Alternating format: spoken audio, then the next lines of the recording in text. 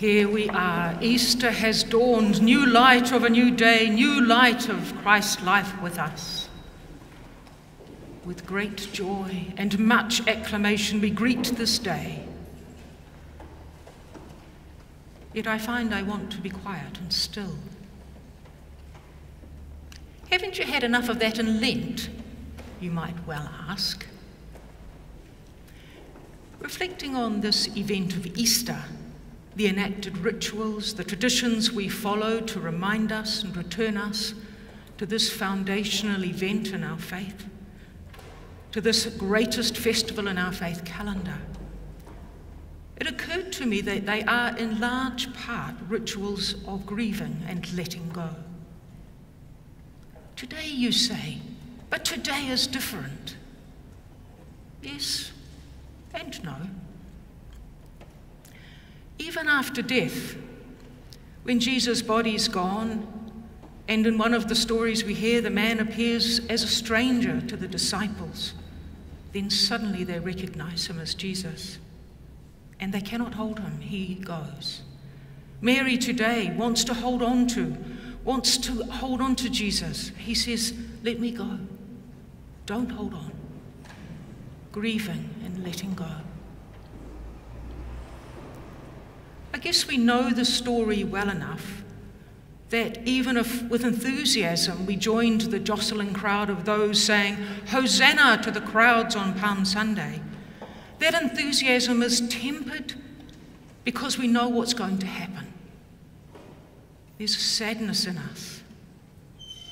The rest of Holy Week, as we tell the story of Jesus' Last Supper, his betrayal, his Gethsemane agony, his trial, as we stumble with him to the place of his crucifixion and witness his death, we do so somberly and quietly.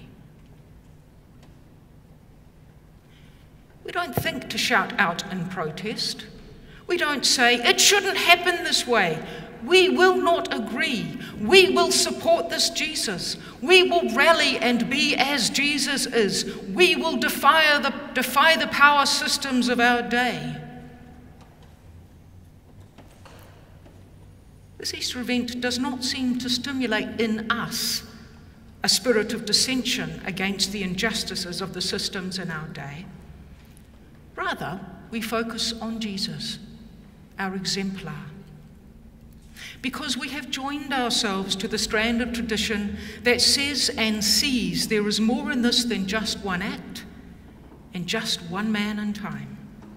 We have come to proclaim divine presence in Jesus whose acts defy the human powers at work in our world, those ones that would bring destruction.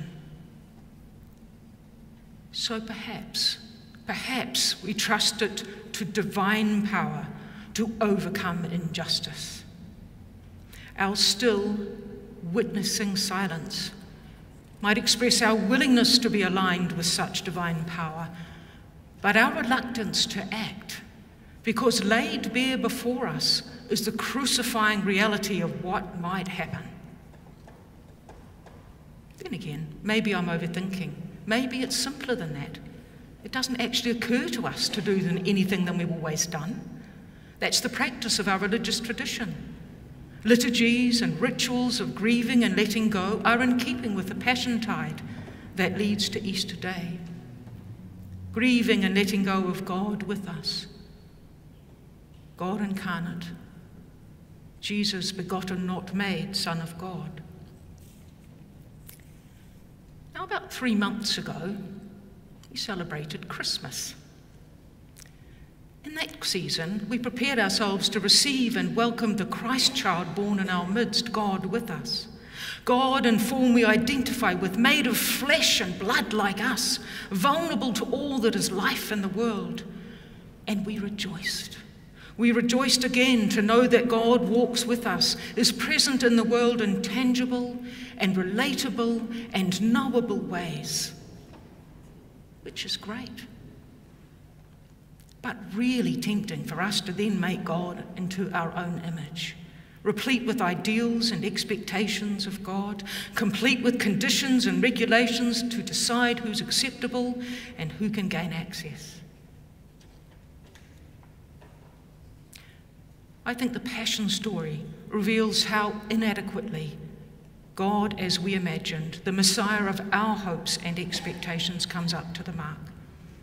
In the story of this season and in our liturgy, we put to death God who threatens our accustomed ways of living and being.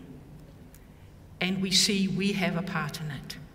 With altars stripped on Maundy Thursday, kneeling before Jesus hanging crucified on Good Friday, emptiness of Holy Saturday, we feel the stark absence of God. Sure, intellectually we can distance ourselves and see it simply as an enactment of ritual. But I think it gets under our skin. I think it strikes at our heart, and bereft we experience what absence of God might be like. At Christmas, we create God with us. At Easter, we sacrifice that God. We didn't mean to. We only wanted to kill the God who was not the one we preferred. When we realize what we've done, we find we're left with nothing. Our hands are empty and our hearts are torn open. Then, very quietly, as the light of Easter dawn creeps across the landscape of our lives, we feel some small flicker of hope flare in our torn open hearts. And there's something about that flicker that's familiar. We know it, and yet, like those first disciples, we don't quite recognize it. This life of God arising, it is new to us. We now have to learn the shape it takes.